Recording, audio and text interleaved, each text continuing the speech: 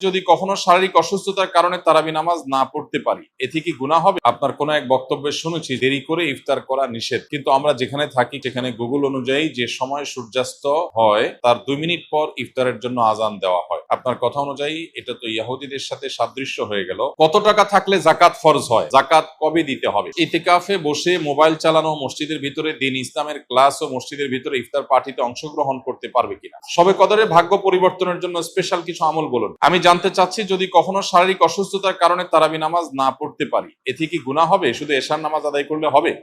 বিশেষ কোনো অসুস্থতার কারণে কেউ যদি তারাবি নামাজ না পড়ে তার রোজা হয়ে যাবে এবং তার গুনাহ হবে না ইনশাআল্লাহ। বিশেষ করে অসুস্থতার কারণে কেউ যদি মিস করে, এরকম হতে পারে কালে ভদ্রে হঠাৎ কোনোদিন অসুস্থ হয়েছেন অথবা 2-4 দিন আপনার মিস হয়েছে, তো তাতে কোনো অসুবিধা হবে না ইনশাআল্লাহ।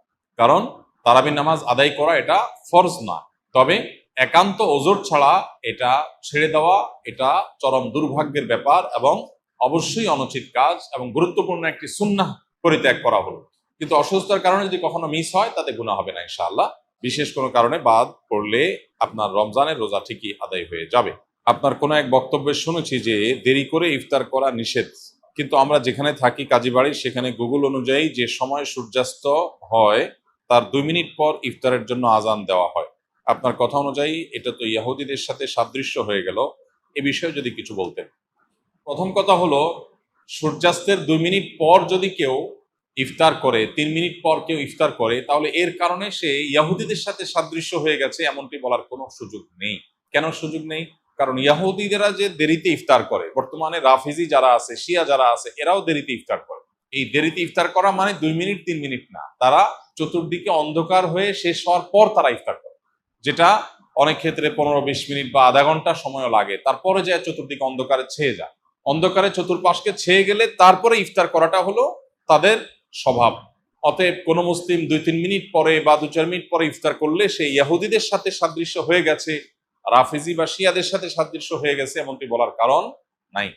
তবে এটা ঠিক যে নবী করিম সাল্লাল্লাহু আলাইহি সাল্লাম বলেছেন, এই উম্মত ততদিন কল্যাণের মধ্যে থাকবে মা আজ্জালুল ফুতুর ওয়া আখারুস সাহুর, যতদিন তারা ইফতার তাড়াতাড়ি করবে আর সাহারি দেরিতে করবে। ইফতার তাড়াতাড়ি করার মানে হলো সূর্য ডুবে গেছে, নিশ্চিত হয়ে গেছেন, তারপর আর বিলম্ব না করে সাথে সাথে ইফতার করা, এটা হলো ইফতার তাড়াতাড়ি করার অর্থ। আর সাহারি দেরিতে করার অর্থ হলো সাহারি শেষ করার কিছুক্ষণ পর আজান হবে বা ফজর ওয়াক্ত হবে, একেবারে শেষ মোমেন্টে আজানের ঠিক আগের মিনিট পর্যন্ত খাচ্ছেন, এটা সুন্নাহ না। নবী করিম সাল্লাল্লাহু আলাইহি সাল্লাম সাহারি খেয়ে শেষ করার পর ফজরের জন্য দাঁড়াতেন, এর মধ্যে প্রায় 50টি আয়াত তেলাওয়াত করার মতো সময় থাকতো হাতে। এখন বেশিরভাগ মানুষ আমরা দেখা যায় সাহারি খেতে গেলে মুয়াজ্জিনের সাথে আমাদের প্রতিযোগিতা হয়। মুয়াজ্জিন মাইক নিয়ে দাঁড়ায়, আজান দিবে, আর আমরা খাবার মুখে নিয়ে আমরা কম্পিটিশন করি যে আমি আগে শেষ করব, মুয়াজ্জিন চেষ্টা করে মুয়াজ্জিন আগে আজান দিবে, মানে ভাবখানা এমন। তো এটা সুন্নাহ না, মানে একেবারে লাস্ট মিনিট পর্যন্ত খেতে থাকলেন, এটা সুন্নাহ না। বরং সুন্নাহ হলো সামান্য একটু গ্যাপ রাখা। তবে হ্যাঁ, এটা ঠিক যে একেবারে সবে সাদিক হওয়ার আগ মুহূর্ত পর্যন্ত যদি কেউ খায় তার রোজা হয়ে গেছে। আর ইফতারের ক্ষেত্রে সূর্য ডুবে গেছে, ঘড়ি এই দিক সেদিক হতে পারে, 1 মিনিট আমার ঘড়িটা স্লো হতে পারে, এই সন্দেহের কারণে কেউ 1 মিনিট দেরি করে খেলো, তাতে সে দেরি করে ইফতার করেছে এটা বলা যাবে না, বা তাড়াতাড়ি ইফতার করার খেলাফ আমল করেছে সেটাও বলা যাবে না। তবে এটা ঠিক যে ইফতার তাড়াতাড়ি করতে হয় আর সাহারি দেরিতে করতে হয়, এবং ইহুদিরা রাফিজিরা যারা চতুর্দিকে অন্ধকার ছেয়ে যাওয়া পর্যন্ত অপেক্ষা করে, আমরা সেটা করব না। আমাদের সমাজে আলহামদুলিল্লাহ এখন সচেতনতা হয়েছে, মানুষ ওয়াক্ত হওয়ার পর পর ইফতার সাধারণত করে। আর একটা জিনিস গুরুত্বপূর্ণ, তা হলো ইফতার এবং সাহারির সাথে আজানের সম্পর্ক সরাসরি নাই।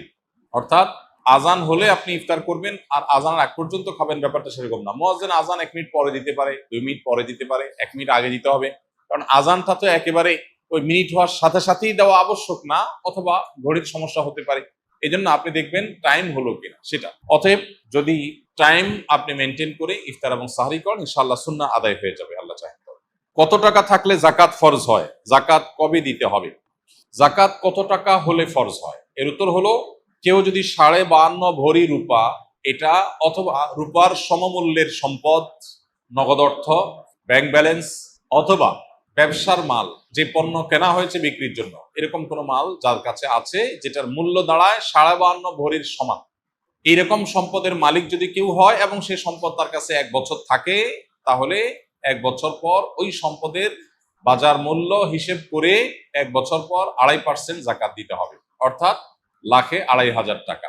এভাবে হিসাব করে তাকে জাকাত দিতে হবে। বর্তমানে রূপার যে বাজার দর সেটা হিসাব করলে প্রায় 2.25 লাখ টাকার কাছাকাছি হয় 52.5 ভরি রূপার দাম। এটা ভ্যারি করে, উঠানামা করে। একেবারে খুব রিসেন্ট যে এখন 2026-এর ফেব্রুয়ারি মাস চলছে, এই সময়টাতে রূপার যে বাজার দর আছে সেটা হিসাব করে দেখা গেছে যে 2.25 লাখ টাকার কাছাকাছি। এক্সাক্ট আপনি যখন দিবেন রূপার দরটা জেনে নিয়ে যে 52.5 ভরি বা 52.5 তোলা রূপার দাম কত সেটা হিসাব করে যদি দেখেন যে এটা আপনার সম্পদ এই পরিমাণ হয়ে গেছে, তাহলে সবটুকুর জাকাত দিতে হবে। এমন না যে এর অতিরিক্তটা জাকাত, বরং সবটুকুর জাকাত দিতে হবে। জাকাত দেওয়াটাকে জরিমানা মনে করা এটা কিয়ামতের আলামত। সহিহ বুখারীতে আসছে, নবী সাল্লাল্লাহু আলাইহি ওয়াসাল্লাম বলেছেন একটা সময় আসবে মানুষ যখন জাকাত দেওয়াটাকে তার জন্য অর্থদণ্ডের মতো বিষয় মনে করবে, জরিমানার মতো বিষয় মনে করবে। এটা ভুল ধারণা আমাদের সমাজে। কারণ আমরা মনে করি যে জাকাত দিলে বোধহয় লস হয়ে যায়, কমে যায়। বরং জাকাত দিলে এটা তো আমার আখিরাতের অ্যাকাউন্টে জমা হয়ে গেল, এটা বরং আমার স্থায়ী হয়ে গেল, নিশ্চিত হয়ে গেল, বাকিগুলোর গ্যারান্টি নেই। এই জন্য জাকাত দিতে পারাটা সৌভাগ্যের বিষয়। আর জাকাত কখন ফরজ হয়, এর উত্তর হলো যে জাকাত ফরজ হয় প্রত্যেকটা ব্যক্তির অর্থ বছরের আলোকে। সবার অর্থ বছর একরকম নাও হতে পারে। ধরুন আমি জিলহজের 1ম তারিখে জাকাত দেওয়ার মতো সম্পদের মালিক হয়েছি, তাহলে পরবর্তী বছর জিলহজের 1ম তারিখে আমার জাকাত আসবে। কেউ যদি মুহররম মাসে জাকাত দেওয়ার মতো সম্পদের মালিক হয়ে থাকে, তাহলে 1 বছর পর মুহররম মাসে তার জাকাত তার উপরে বর্তাবে। তো জাকাত বর্ষ এটা নির্ভর করে ব্যক্তি কখন সম্পদের মালিকানা আসছে তার উপরে। এখন কেউ যদি জাকাত দেওয়ার সুবিধার্থে, হিসাব করার সুবিধার্থে সে যদি একটু আগে দিয়ে দেয়, ধরা যাক যে আমার জিলহজে আসে, আমি রমজানে দিয়ে দিলাম হিসাব করে, কোনো অসুবিধা নেই, জাকাত অগ্রিম দেওয়া যায়। যে প্রতি বছর আমি রমজানে দিলাম, সমস্যা নেই। আমাদের সমাজে অনেকে মনে করে রমজান মাসেই জাকাত দিতে হয়, জাকাত রমজান মাসেই শুধু দিতে হয় এমন কোনো কথা নেই। তবে এটা ঠিক, রমজান মাস আমলের মাস, সওয়াবের মাস, এই মাসে আমরা বেশি বেশি সওয়াব হাসিল করার চেষ্টা করবো ইনশাআল্লাহ বিইذনিল্লাহ। সেই জায়গা থেকে আমরা নফল দান, অন্যান্য সাদাকা করব এবং বিশেষভাবে যদি জাকাত দেওয়ার চেষ্টা করি ইনশাআল্লাহ, সেটা আল্লাহ তাআলার কাছে আমরা বিশেষ আজরের আশা করতে পারি। রমজানে নারীরা উচ্চ আওয়াজে কোরআন তেলাওয়াত করতে পারবেন কিনা? নারী হোক আর পুরুষ হোক, কোরআনে কারীমের তেলাওয়াতের মধ্যে নীরবে তেলাওয়াত করতে পারেন, আবার কিছুটা মৃদু কণ্ঠের মৃদু আওয়াজে তেলাওয়াতও করতে পারেন। বিশেষ করে বাসা বাড়িতে একটু মৃদু কণ্ঠের আওয়াজে তেলাওয়াত করাই ভালো। শয়তানকে বিতাড়িত করবার প্রয়োজনে বিশেষ করে একটু উচ্চ স্বরে, একটু সরবে কোরআন তেলাওয়াত করা গুরুত্বপূর্ণ। মেয়েদের কোরআন তেলাওয়াতের ক্ষেত্রে লক্ষ্য করতে হবে যে পরপুরুষের কানে যেন তেলাওয়াতের আওয়াজ না যায়, রাস্তায় বাসার বাইরে যেন না যায়, সেটা খেয়াল রাখতে হবে। বাসার ভিতরে যদি থাকে, পরপুরুষ বা গায়রে মাহরামের কানে যদি আওয়াজ যাওয়ার আশঙ্কা না থাকে, তাহলে কোনো অসুবিধা নেই। বাসায় বসে সেরকম তেলাওয়াত মা বোনরা করতে পারবেন এবং সবসময় তাদের একেবারে নীরবেই করতে হবে এমন কোনো বাধ্যবাধকতা নাই, বরং যেটা সরবে করতে পারেন। বিশেষ করে পরিবারের অন্যান্য সদস্যদেরকে কোরআন তেলাওয়াতে উদ্বুদ্ধ করার জন্য যদি একটু আওয়াজ দিয়ে পড়েন, তাতে কোনো অসুবিধা নাই, বরং অনেক ক্ষেত্রে এটা ভালো সন্তানদেরকে অভ্যস্ত করার জন্য। এবং বিশেষ করে আজকাল তো একটু সরবে আওয়াজ কোরআন তেলাওয়াত এটা বাসাবাড়ি থেকে, আমাদের বিভিন্ন জায়গা থেকে এটা উঠে গেছে, এটা করা দরকার। হ্যাঁ, মসজিদে যখন আপনি তেলাওয়াত করবেন বা এমন জায়গায় তেলাওয়াত করবেন যেখানে আরো অনেক মানুষ আছে, সেখানে জোরে তেলাওয়াত করলে অন্যদের ডিস্টার্ব হবে, সেখানে অন্যের ডিস্টার্ব যেন না হয় সেভাবে আপনাকে তেলাওয়াত করতে হবে। নবী করিম সাল্লাল্লাহু আলাইহি ওয়াসাল্লাম মসজিদে নববীতে এক ব্যক্তিকে উচ্চ স্বরে কোরআন তেলাওয়াত করতে শুনে বলেছেন যে তুমি যাকে শোনাতে চাচ্ছ তিনি বধির নন, অর্থাৎ তোমার আওয়াজ যেন অন্য কারোর কষ্টের কারণ, ডিস্টার্বের কারণ না হয়। এটা আমাদের খেয়াল রাখতে হবে ইনশাআল্লাহ তাআলা। একজন মানুষ ইতিকাফে বসে মোবাইল চালানো, মসজিদের ভিতরে দ্বীন ইসলামের ক্লাস ও মসজিদের ভিতরে ইফতার পার্টিতে অংশগ্রহণ করতে পারবে কিনা, এবং কেউ কোনো কিছু জানতে চাইলে ইতিকাফরত ব্যক্তি উত্তর দিতে পারবে কিনা? উত্তর হলো যে ইতিকাফরত অবস্থায় একান্ত প্রয়োজনীয় কথা বলতে পারবে, কেউ কিছু জানতে চাইলেও সেটার উত্তর দিতে পারবে। কিন্তু মসজিদের মধ্যে মোবাইল টিপাটিপি, যেটা অহেতুক মোবাইল টিপাটিপি করা, সোশ্যাল মিডিয়া ব্রাউজ করে বেড়ানো, আপনার স্ক্রল করে বেড়ানো, এটা অবশ্যই ইতিকাফের যে উদ্দেশ্য সেটাকে ব্যাহত করে, ইতিকাফের যে প্রাণ সেটাকে নষ্ট করে। সেটা করা যাবে না বা সেটা করা উচিত না। যদি কেউ সেটা করেন তাহলে ইতিকাফ ভাঙবে না, কিন্তু ইতিকাফের কোয়ালিটি নষ্ট হয়ে যাবে এবং এটার সওয়াব কমে যাবে। এজন্য অহেতুক মোবাইল টিপি বা অহেতুক গল্প গুজব আড্ডা এগুলো দেওয়া যাবে না, তবে প্রয়োজনীয় কথা বলা যাবে। এবং মসজিদের মধ্যে দ্বীনি ইলমের ক্লাস অবশ্যই করা যাবে, মসজিদের মধ্যে ইফতারের কোনো প্রোগ্রাম হলে সেখানে অংশগ্রহণ করা যাবে, এগুলোতে কোনো অসুবিধা নেই। ইতিকাফ নিয়ে আমাদের মধ্যে অনেকের মধ্যে অতি ভয় কাজ করে, আমরা মনে করি ইতিকাফে বসলে বোবা হয়ে যেতে হয়, কোনো কথা বলা যায় না, এরকম না। সাধারণ স্বাভাবিক জীবনযাপন আমরা করতে পারবো ইনশাআল্লাহ। নবী করিম সাল্লাল্লাহু আলাইহি সাল্লাম রমাদানের শেষ দশকে জীবনে কোনো বছর এতেকাফ ছাড়তেন না। এক বছর তিনি শেষ দশকে এতেকাফ রেখে এতেকাফে বসে আবার বের হয়ে যেতে হয়েছে, এতেকাফ ভেঙে ফেলতে হয়েছে একটা বিশেষ প্রয়োজনে। পরবর্তী বছর তিনি সেই 10 দিন এবং পরের বছরের 10 দিন সহ 20 দিন ইতিকাফ করেছিলেন। এর মানে হলো দ্বিতীয় হিজরিতে রমজানের রোজা ফরজ হওয়ার পর থেকে নিয়ে তার ওয়াফাত পর্যন্ত, দশম হিজরি পর্যন্ত এই 8 বছর কোনো বছর তিনি ইতিকাফ ছাড়েননি। অথচ আমরা বেশিরভাগ মানুষের জীবনে এক বছরেও ইতিকাফ করা হয়নি। এটা দুর্ভাগ্যজনক বিষয়। যেটা নবীজি জীবনে কখনো ছাড়েননি, কোনো বছর ছাড়েননি, সেটা আমি জীবনে কোনো বছর করিনি। পরম শত্রুর সাথেও তো এরকম বৈপরীত্য হয় না, যেটা আমরা আমাদের নবীজি সাল্লাল্লাহু আলাইহি সাল্লামের সাথে আজ আমাদের কার্যত সেই বৈপরীত্য আমরা করে রেখে দিয়েছি। এজন্য ইতিকাফের দৃঢ় সংকল্প আমাদের করা উচিত। আল্লাহ আমাদের তৌফিক দান করুন। রমাদান এলেই মা বোনেরা প্রতিযোগিতামূলক কোরআন খতম দেন।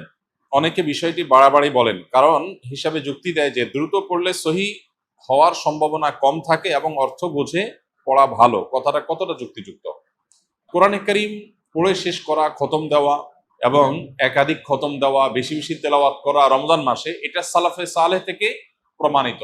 আমাদের পূর্বসূরিগণ তারা রমজানের শেষ দিন পর্যন্ত বেশি থেকে বেশি কোরআনে কারীমের তেলাওয়াতে মগ্ন থাকতেন। যেহেতু এই মাসটাই হলো কোরআন নাজিলের মাস, অতএব এই মাসের অন্যতম গুরুত্বপূর্ণ আমলটা হলো বেশি বেশি কোরআন তেলাওয়াত করা। যেসব ভাইরা কোরআন তেলাওয়াত জানেন না, তারা কোরআন তেলাওয়াত শিখতে পারেন। আমরা সুন্নাহ ফাউন্ডেশন থেকে দীর্ঘ 1 বছর টানা পরিশ্রম করার পর আলহামদুলিল্লাহ, যারা কোরআন সহি বা শুদ্ধভাবে পড়তে বা তেলাওয়াত করতে পারেন না, এমনকি আরবি অক্ষরও চিনেন না, তাদের সুবিধার্থে আমরা সহজ সূত্রে কোরআন শিখি নামে একটা কোর্স আমরা চালু করেছি। এবং এই কোর্সটা প্রতিদিন তারাবির পর আমাদের ভেরিফাইড ইউটিউবে, অর্থাৎ আমার নামে যে ইউটিউব চ্যানেল আছে, সেখানে প্রতিদিন একটা করে পর্ব আপলোড হয়। গত 2 রাতে 2টি পর্ব আপলোড হয়ে গেছে। আজকে তারাবির পরে 3 নম্বর পর্ব আপলোড হবে ইনশাআল্লাহ। 10 থেকে 15 মিনিট, 20 মিনিটের মধ্যে ভিডিওটা, মাত্র 27টি ভিডিও ইনশাআল্লাহ পুরো কোরআন সহি করে শেখার জন্য তৈরি করা হয়েছে, অনেক পরিশ্রম করে, অনেক সাধনা করে। অতএব যারা সময় আছে তারা সেই ভিডিও ফলো করতে পারি, অথবা অন্য কোনো উপায়ে কোরআন সহি করে পড়বো। আর যাদের তেলাওয়াত সহি আছে তারা বেশি বেশি পড়বো। এখন কথা হলো, প্রতিযোগিতামূলকভাবে বেশি বেশি করে কোরআন খতম দিলে সেটা ভালো কিনা? উত্তর হলো অবশ্যই ভালো, তবে তার কোয়ালিটি যেন ঠিক থাকে। এটা ঠিক যে তাড়াহুড়া করতে গিয়ে কোয়ালিটি নষ্ট করে অনেক পরিমাণে তেলাওয়াত করার চাইতে কোয়ালিটি ঠিক রেখে আপনি সাধ্য অনুযায়ী তেলাওয়াত করা ভালো। দেখা যায় অনেকে হুলস্থুল করে কোরআন তেলাওয়াত করেন, কি পড়েন নিজেও বোঝেন না। খতম দেওয়া উদ্দেশ্য হয়, এই খতমটা অর্থবহ না। আল্লাহ তাআলা আমাদের আমলকে মাপবেন, আল্লাহ আমলকে গণবেন না। কিয়ামতের দিন আমল গণা হবে না মাপা হবে? মাপা হবে। অতএব আমাদের আমলের কোয়ান্টিটি না, দেখতে হবে কি? কোয়ালিটি। এজন্য তেলাওয়াত সুন্দর করে করতে হবে। কিন্তু আবার কোয়ালিটির কথা চিন্তা করে অনেকের খতম দেওয়ারই আর সুযোগ হয় না, সেটা দুর্ভাগ্যের ব্যাপার। এজন্য কোরআনে কারীম বেশি বেশি তেলাওয়াত করা প্রশংসনীয়, প্রতিযোগিতামূলকভাবে করলে সেটাও প্রশংসনীয়, বেশি বেশি খতম হলে সেটাও প্রশংসনীয়। তবে লক্ষ্য রাখতে হবে তেলাওয়াতটা যেন তারতিলের সাথে হয়, শুদ্ধতার সাথে হয়। আল্লাহ বলেছেন, ওয়ারাত্তিলিল কুরআনা তারতিলা, তোমরা তারতিলের সাথে কোরআনকে তেলাওয়াত করো। অতএব সে বিষয়টি আমাদেরকে লক্ষ্য রাখতে হবে। রমজানের শেষ দশকের জন্য বিস্তারিত কিছু আমল বলুন। রমজানের শেষ দশকের বিশেষ আমল নবী করিম সাল্লাল্লাহু আলাইহি সাল্লামের জীবনী থেকে যেটা আমরা পাই, সেটা হলো যে আম্মা জানা আয়েশা রাদিয়াল্লাহু তাআলা আনহা থেকে বর্ণিত, নবী করিম সাল্লাল্লাহু আলাইহি সাল্লাম রমজানের শেষ দশক যখন শুরু হতো, তখন তিনি কি করতেন? কানান নবী সাল্লাল্লাহু আলাইহি সাল্লাম ইযা দাখালাল আশর, রমজানের শেষ দশক যখন শুরু হতো, আহইয়া লাইলা, নাম্বার 1, তিনি রাত জেগে ইবাদত করতেন।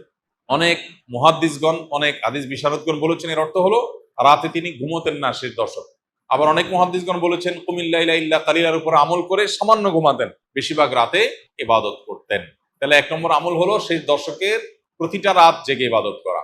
নাম্বার 2, ওয়াইকাযা আহলাহ, নফল আমলের জন্য অন্য কোন সময় পরিবারকে ডেকে তুলতেন না, কিন্তু রমজানের শেষ দশক পরিবারকে ঘুম থেকে ডেকে তুলতেন ইবাদতের জন্য। তার মানে পরিবারকে ইবাদতের জন্য উদ্বুদ্ধ করতে হবে। 3 নম্বর, ওয়াসাদ্দামি ইজারা, তিনি ইবাদতের জন্য কোমর বেঁধে নিতেন। কোমর বেঁধে নেওয়ার একটা অর্থ করেছেন অনেক হাদিস বিশারদ, স্ত্রী সহবাস থেকে দূরে থাকতেন।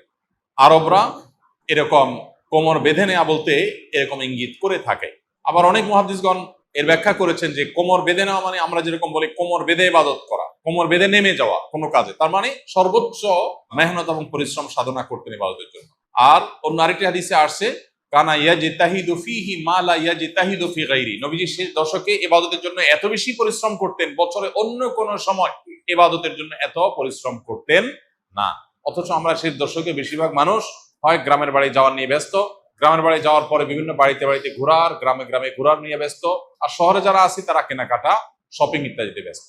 তো এটা হলো আমাদের শেষ দশকের অভ্যাস, যেটা হাদিসের একেবারেই বিপরীত। শেষ দশক হওয়া উচিত প্রথম দশক, দ্বিতীয় দশকের চাইতে বেশি ইবাদতে বেশি মনোযোগী হওয়া উচিত আমাদের শেষ দশক। আল্লাহ আমাদেরকে তৌফিক দান করুন। শবে কদরের ভাগ্য পরিবর্তনের জন্য স্পেশাল কিছু আমল বলুন।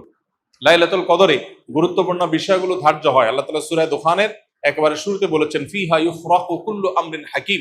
লাইলাতুল কদরে সব গুরুত্বপূর্ণ বিষয়গুলোকে ধার্য করা হয়। এই জন্য লাইলাতুল কদরে গুরুত্বপূর্ণ বিষয় যেন আমার নসিবে আল্লাহ লেখেন, আল্লাহ যেন তাকদীরে ভালো কিছু দেন, আমরা আল্লাহর কাছে দোয়া করব। এবং সেই সাথে তাকদীরে যেন ভালো কিছু হয় সেজন্য নেক আমল করবো ইনশাআল্লাহ। আমরা আল্লাহর কাছে দোয়া করব এবং নেক আমল করব, গুনাহ থেকে বেঁচে থাকবো। বাস এই ত্রিমুখী প্রচেষ্টায় আমাদের নসিবে ভালো কিছু আসবে। এর বাইরে আলাদা কিছু আমল আছে যেগুলো নিয়ে আমাদের স্বতন্ত্র একটা ভিডিও বোধহয় ইউটিউবে আছে, যে ভাগ্য সুপ্রসন্ন হবে যে সমস্ত আমলের ডিটেল সেখানে বলা আছে। যেমন কেউ যদি চায় তার রিজিক বাড়ুক, কেউ যদি চায় তার হায়াত বাড়ুক, তাহলে সে আত্মীয় স্বজনের সাথে সুসম্পর্ক বজায় রাখবে, রক্ত সম্পর্কীয় বন্ধনগুলো মজবুত করবে। কারণ বুখারী বর্ণিত হাদিসে নবী সাল্লাল্লাহু আলাইহি ওয়াসাল্লাম বলেছেন, মান সাল্লাহু আইয়ুবসাতা লাহু ফি রিজকিহি আও ইউনসা লাহু ফি আথারিহি ফালিয়াসিল রাহিমা। যে চায় তার রিজিক প্রশস্ত হোক, তার হায়াত বাড়ুক, বরকত হোক, তাহলে সে যেন তার রক্ত সম্পর্কীয় সম্পর্কগুলো বাড়ায়। ঠিক তেমনি ভাবে জীবনে বারাকা লাভের যে সমস্ত উপায়গুলো আছে, যে কোনো কাজ বিসমিল্লাহ দিয়ে শুরু করা, কুল্লু আমরিন বিবালিন লাম ইউবদা বিবিসমিল্লাহি ফাহুয়া আবতার আও আকতা আও কামা ওয়ারাদা ফিল হাদিস। কোন গুরুত্বপূর্ণ কাজ আল্লাহর নাম নিয়ে শুরু করলে সেখানে বরকত হয়। অতএব আমার নসিবে ভালো কিছু হওয়ার জন্য এই আমার হাদিস বর্ণিত আমলগুলোকে আমরা ফলো করতে পারি। আর জেনারেলি কথা হলো নেক আমল বেশি করা, গুনাহ থেকে বেঁচে থাকা, আর নসিবে ভালো কিছু দেওয়ার জন্য আল্লাহর কাছে দোয়া করা। লা ইয়ারুদ্দুত তাকদীর ইল্লা দুআ। কারণ তাকদীর এটা দোয়া দ্বারায় ক্ষেত্র বিশেষে পরিবর্তন হয়, হাদিস দ্বারা প্রমাণিত। এই জন্য গভীর ভাবে আল্লাহর কাছে দোয়া মনোনিবেশ করতে হবে। শবে কদরের নামাজ কত রাকাত, নিয়ত কিভাবে করব, কি কি স্পেশাল আমল আছে। লাইলাতুল কদর বা শবে কদর যেটাকে আমরা বলি, এই লাইলাতুল কদরে দাঁড়িয়ে বেশি বেশি নফল নামাজ পড়বো আমরা। দীর্ঘ রুকু, দীর্ঘ সিজদা, দীর্ঘ কেরাতে, দৃঢ় স্থিরতার সাথে, সৌন্দর্যের সাথে কোরআন তেলাওয়াত বেশি বেশি করা, দোয়া করা, জিকির আজকার করা, আল্লাহ স্মরণ করা, এগুলোর মধ্য দিয়ে আমরা রাতকে কাটাবো। লাইলাতুল কদরে বিশেষ আমল বলতে একটা দোয়াই শুধু হাদিস দ্বারা আমরা জানতে পারি, সেটা হলো নবী করিম সাল্লাল্লাহু আলাইহি সাল্লাম মা আয়েশা রাদিয়াল্লাহু আনহাকে শিখিয়েছেন যে লাইলাতুল কদর পেলে তিনি যেন এই দোয়া পড়েন, আল্লাহুম্মা ইন্নাকা আফুউন তুহিব্বুল আফওয়া ফাআফু আন্নী। আল্লাহ আপনি ক্ষমাশীল, ক্ষমাশীলতাকে আপনি পছন্দ করেন, অতএব আমাকে ক্ষমা করুন। এই দোয়া আমরা বেশি বেশি পড়বো। এর বাইরে লাইলাতুল কদরের বা শবে কদরের আলাদা কোনো নামাজের ফরম্যাট নাই যে এত সংখ্যক রাকাত পড়তে হবে এবং প্রথম রাকাতে অমুক সূরার সাথে অমুক সূরা এতবার, দ্বিতীয় রাকাতে তমুক সূরা এতবার, এরকম কোনো বাধ্যবাধকতা নেই। যে কোনো সূরা দিয়ে অন্য যে কোনো সাধারণ নামাজের মতো করে আমরা লাইলাতুল কদরের নামাজ পড়তে পারি। আর এর জন্য আলাদা কোনো নিয়ত নেই যে নাওয়াইতু আন উসাল্লিয়া সালাত লাইলাতুল কদর বা লাইলাতুল কদর নামাজ পড়ছি, এরকম কোনো আলাদা নিয়ত দরকার নেই। আমি লাইলাতুল কদরে পড়ছি, আমার মাথায় আছে, এটুকুই নিয়ত ইনশাআল্লাহ যথেষ্ট হবে এবং সুন্দরভাবে সালাত আদায় করা, নামাজ পড়াটাই হলো গুরুত্বপূর্ণ।